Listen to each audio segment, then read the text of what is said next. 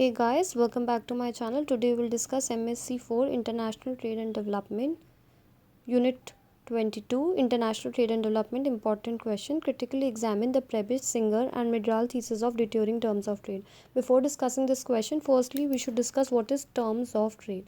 So terms of trade क्या है? एक तरीके से एक इकोनॉमिक मेट्रिक है जो मेजर करता है क्या, एक कंट्री का relative price of countries export to its import, that is price of export divided by price of import.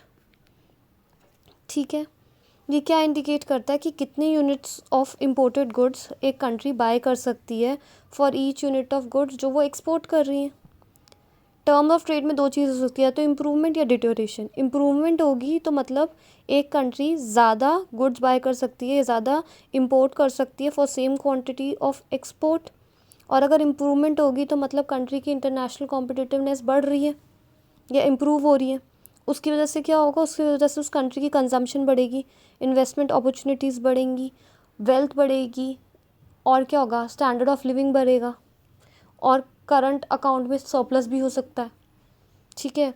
On opposite note, deterioration के सिनेरियो में देखो, अगर टर्म्स ऑफ ट्रेड डिटोरेशन होगा उसका मतलब क्या है कि कंट्री के जो एक्सपोर्ट प्राइसेस हैं वो डिक्रीज़ हो रहे हैं रिलेटिव टू इम्पोर्ट. मतलब इम्पोर्ट ज़्यादा एक्सपेंसिव है, प्राइस ऑफ इम्पोर्ट ज़्यादा है as compare to price of export.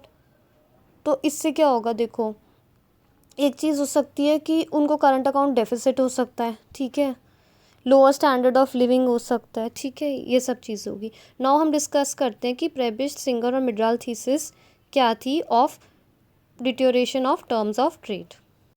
तो जो प्रेबिश, सिंगर और मिडराल थीसिस बोलती हैं कि जैसे जैसे डेवलपिंग कंट्रीज़ अपना वॉल्यूम ऑफ ट्रेड बढ़ाएंगी, ठीक है, over a period of time उनका जो टर्म्स ऑफ ट्रेड है वो डिक्लाइन करेगा और उनको डिसएडवांटेज देगा. मच ऑफ एडवांटेज का डिसएडवांटेज देगा. क्यों देगा, उन्होंने ये बोला था. बेसिक रीज़न क्या है, देखो जो डेवलपिंग कंट्रीज़ होती हैं, ठीक है, वो क्या करती हैं, डेवलपिंग कंट्रीज़ क्या करती हैं, एक्सपोर्ट करती है primary goods like agriculture goods हो गए, रॉ मटेरियल हो गए. ठीक है, प्राइमरी गुड्स करती हैं.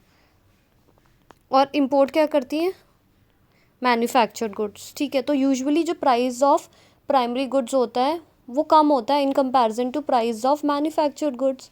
तो इसका मतलब डेवलपिंग कंट्रीज़ में प्राइस ऑफ एक्सपोर्ट कम होगा प्राइस ऑफ इम्पोर्टेड गुड्स से, जो कि मैन्युफैक्चर्ड गुड्स हैं. तो जब डेवलपिंग कंट्रीज़ का प्राइस ऑफ एक्सपोर्ट जो कि वो लोग करते हैं प्राइमरी गुड्स, वो लेस होगा प्राइस ऑफ इम्पोर्ट्स जो वो करते हैं मैन्युफैक्चर्ड गुड्स का, तो उनका टर्म ऑफ ट्रेड डिटोरेट ही होगा. तो यही बता रखा है. देखो उन्होंने प्रेबिश, सिंगर, मिडराल थीसिस क्या बोलती है, जैसे जैसे volume of with increase in volume of trade, जैसे जैसे ट्रेड बढ़ेगा जो टर्म्स ऑफ ट्रेड है किसका, डेवलपिंग कंट्रीज़ का, वो डिक्लाइन करेगा over a period of time much to their disadvantage. मतलब वो कहना क्या चाह रहे हैं कि जो इंटरनेशनल ट्रेड है वो ट्रांसफ़र कर रहा है क्या, रियल इनकम किससे, डेवलपिंग कंट्रीज से टू डेवलप्ड कंट्रीज़. ये क्या इम्प्लाई करता है कि जो लेस डेवलप्ड या डेवलपिंग कंट्रीज़ हैं वो एक्सपोर्ट करती हैं increasing amount of primary products किसके लिए, in exchange for imports of manufactured goods. Import तो वो मैन्युफैक्चर्ड गुड्स करते हैं किससे, डेवलप्ड कंट्रीज से. तो this leads to secular deterioration in terms of trade which is considered as an important reason for countries economic backwardness. तो यही बोल रहे हैं कि टर्म्स ऑफ ट्रेड डिटोरेशन एक इम्पॉर्टेंट रीज़न हो सकता है क्या, कंट्रीज़ की इकोनॉमिक बैकवर्डनेस का. और क्यों होते हैं टर्म्स ऑफ ट्रेड डिटोरेशन, ये भी बता दिए. क्योंकि developing countries primary goods export करती है जिनका प्राइस कम होता है, और जो इंपोर्ट करती हैं वो होते हैं मैन्युफैक्चर्ड गुड्स जैसे मशीनरी वगैरह जिनका प्राइस ज़्यादा होता है. तो इसलिए टर्म्स ऑफ ट्रेड डिटोरेशन हो जाती है क्योंकि इंपोर्ट का प्राइस ज़्यादा होता है और एक्सपोर्ट का प्राइस कम होता है. ठीक है. अब देखो कईयों ने इनको ऑब्जेक्शन भी दी थी इस थीसिस की कि क्यों ये थीसिस को ऑब्जेक्ट किया था. काफ़ी जो इकोनॉमिस्ट थे उन्होंने ऑब्जेक्शन रेज़ किया कि अबव थीसिस को कुछ ग्राउंड्स पे. ठीक है, देखो फर्स्ट ऑब्जेक्शन थी कि वो बोल रहे थे जो कंसर्न था, या first objection on the basis थी कि कैसे इंटरनेशनल ट्रेड रिकॉर्ड होता है. तो इस पे ये बोला गया था कि जो एक्सपोर्ट्स होते हैं वो यूजुअली रिकॉर्ड होते हैं फ्री ऑन बोर्ड. मतलब उसमें इंश्योरेंस और ट्रांसपोर्टेशन कॉस्ट इंक्लूड नहीं होती है. वेयर एज जब हम इम्पोर्ट रिकॉर्ड करते हैं तो वो इंक्लूसिव होती है of cost of insurance and freight. तो हम लोग hence the expectation that TOT terms of trade will deteriorate for developing country. एक ही रीज़न हो सकता है, क्योंकि हम जब एक्सपोर्ट लिखते हैं तो हम उसमें कॉस्ट नहीं लिखते हैं, इंश्योरेंस और ट्रांसपोर्टेशन की इंक्लूड नहीं होती है। वेराज जब हम इम्पोर्ट्स को रिकॉर्ड करते हैं तो उसमें हम लोग कॉस्ट इंक्लूड करते हैं, किसकी, इंश्योरेंस की भी, फ्रीट मतलब ट्रांसपोर्टेशन कॉस्ट भी इंक्लूड करते हैं, तो दोनों में डिफरेंस होगा। दूसरा रीज़न हो सकता है क्वालिटी चेंजेस, ठीक है, कि इन द प्रोडक्ट, देखो बहुत डिफिकल्ट होता है to incorporate quality changes in price indices and a rise in price of product. अगर प्राइस बढ़ रहा है प्रोडक्ट का, ज़रूरी नहीं इंडिकेट करे कि true price, may not indicate true price increase अगर if the quality of product purchased has also improved. तो अगर देखो, अगर प्राइस बढ़ रहा है बट क्वालिटी भी बढ़ रही है, तो इनिशियल फेज में देखे जाए तो ट्रू प्राइस इंक्रीज तो नहीं इंडिकेट कर रहा, क्योंकि क्वालिटी भी तो इम्प्रूव हो रही है। अगर देखो एक चीज़ का प्राइस बढ़ रहा है और उसकी क्वालिटी भी इम्प्रूव हो रही है, तो वो तो चीज़ सही है, क्योंकि देखा जाए तो उसके साथ साथ प्राइस इंक्रीज तो ज़रूर हुआ, लेकिन क्वालिटी भी तो इम्प्रूव हुई है। तो देखो, क्वालिटी जो इम्प्रूवमेंट होती है, वो इन्होंने एक ऑब्जेक्शन इसलिए दिया कि जो क्वालिटी इंप्रूवमेंट होती है वो मैन्युफैक्चर्ड गुड्स में ज़्यादा होती है as compare to primary goods, ठीक है। तो जो शेयर है प्राइमरी गुड्स का इन डेवलपिंग कंट्रीज़ एक्सपोर्ट, देखो डेवलपिंग कंट्रीज तो प्राइमरी गुड्स को एक्सपोर्ट करती है, वो ज़्यादा है, लार्जर है than the developing countries import. तो अगर प्राइस ऑफ इम्पोर्ट्स फॉल भी कर रहे हैं फॉर डेवलपिंग कंट्रीज़, वो ज़रूरी नहीं है कि ट्रू डिटोरिएशन नहीं हो टर्म्स ऑफ ट्रेड में। क्यों? क्योंकि जो डेवलपिंग कंट्रीज़ हैं वो पे तो ज़्यादा कर रही हैं फॉर देयर इम्पोर्ट्स, पे तो ज़्यादा कर रही हैं, क्योंकि ऑब्वियसली जब डिटोरिएट हो रहा है तो मतलब ये फॉल कर रहा है, तो मतलब प्राइस ऑफ इम्पोर्ट ज़्यादा है, यही कहना चाह रही हूँ। जब price of import developing countries के लिए ज़्यादा है, जो कि वो मैन्युफैक्चर्ड गुड्स हैं, बट वो ज़रूरी नहीं डिटोरिएट हो, क्योंकि टर्म्स ऑफ ट्रेड तो डिटोरिएट हो रहा है। बट अगर हम वैसे बात करें तो इम्पोर्ट्स का प्राइस बढ़ रहा है, बट क्वालिटी भी तो अच्छी मिल रही है ना उनको, तो डिटोरिएशन के साथ साथ ठीक है, वैसे टर्म्स ऑफ ट्रेड के अकाउंट में डिटोरिएट हो रहा है, बट देखा जाए तो उन्हें हाई क्वालिटी प्रोडक्ट्स भी तो मिल रहे हैं हायर प्राइस पर, ठीक है। इस थ्योरी की हमने पहले पढ़ा कि थ्योरी क्या है, उसके बाद हमने पढ़ा कि ऑब्जेक्शंस कहते हैं थ्योरी के। अब हम पढ़ेंगे कि कॉजेज़ क्या है deterioration of terms of trade के। तो जो प्रेबिश सिंगर थीसिस थी, उन्होंने फॉलोइंग कॉजेज़ बताए deterioration of terms of trade, ठीक है, of primary good exporters in long run, मतलब डेवलपिंग कंट्रीज जो कि प्राइमरी गुड्स एक्सपोर्ट करती हैं। पहले देखो, एक है difference in elasticity of demand.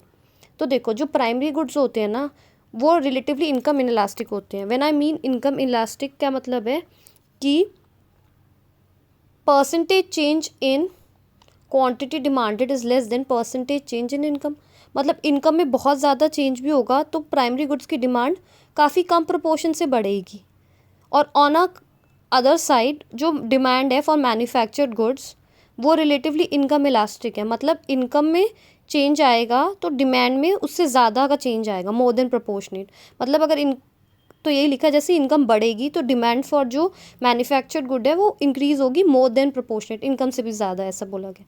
तो अदर थिंग्स इक्वल, एक डिमांड बायस है किसकी तरफ, लोग ज़्यादा मैन्युफैक्चर्ड खरीदेंगे in comparison to primary good, sorry. तो अदर थिंग्स इक्वल, तो देर सच डिमांड बायसेस, जो बायसेस है वो क्या करती है, टर्म्स ऑफ ट्रेड जो प्राइमरी गुड के एक्सपोर्टर्स हैं उनके लिए डिटोरिएट हो जाता है। क्यों? क्योंकि मैन्युफैक्चर्ड गुड्स ज़्यादा इनकम बढ़ती है तो ज़्यादा डिमांड होती है, और वेयर एज जब प्राइमरी गुड्स में ज़्यादा इनकम बढ़ती है तो इतना ज़्यादा प्रोपोर्शनेट डिमांड, क्वांटिटी डिमांड नहीं बढ़ती है। तो इसीलिए वो टर्म्स ऑफ ट्रेड डिटोरिएशन किसके लिए हो जाती है, प्राइमरी गुड्स के जो एक्सपोर्टर्स है, मतलब डेवलपिंग कंट्रीज़ हैं। तो ये बोलते हैं कि टर्म्स ऑफ ट्रेड अनफेवरेबल हो जाते हैं प्राइमरी गुड्स के एक्सपोर्टर्स के लिए, और क्योंकि डेवलपिंग कंट्रीज एक्सपोर्ट करती है प्राइमरी गुड्स तो उनका टर्म्स ऑफ ट्रेड अनफेवरेबल हो जाता है या डिटोरिएट हो जाता है, ठीक है। दूसरा क्या, देखो अनइक्वल मार्केट पावर है, मतलब और कंट्रीज़ का, और इन फैक्टर और कमोडिटी मार्केट में, मतलब देखो मार्केट स्ट्रक्चर जो प्राइमरी गुड्स का होता है जनरली रॉ मटेरियल्स का, वो कॉम्पिटिटिव होता है इन नेचर, वेयर एज जो मैन्युफैक्चर गुड्स का मार्केट स्ट्रक्चर होता है वो ऑलिगोपोलिस्टिक होता है। तो प्राइस ऑफ जो मैन्युफैक्चर्ड, ऑलिगोपोलिस्टिक स्ट्रक्चर और कॉम्पिटिटिव स्ट्रक्चर अलग अलग है। तो जो मैन्युफैक्चर्ड गुड्स है जो कि ऑलिगोपोलिस्टिक है इन नेचर और स्ट्रक्चर, तो उनका जो प्राइस होगा वो ज़्यादा होगा उनकी मार्जिनल कॉस्ट से, वेयर एज जो प्राइमरी गुड्स की मार्केट है वो कॉम्पिटिटिव है तो उनका प्राइस कितना होगा, इक्वल टू मार्जिनल कॉस्ट।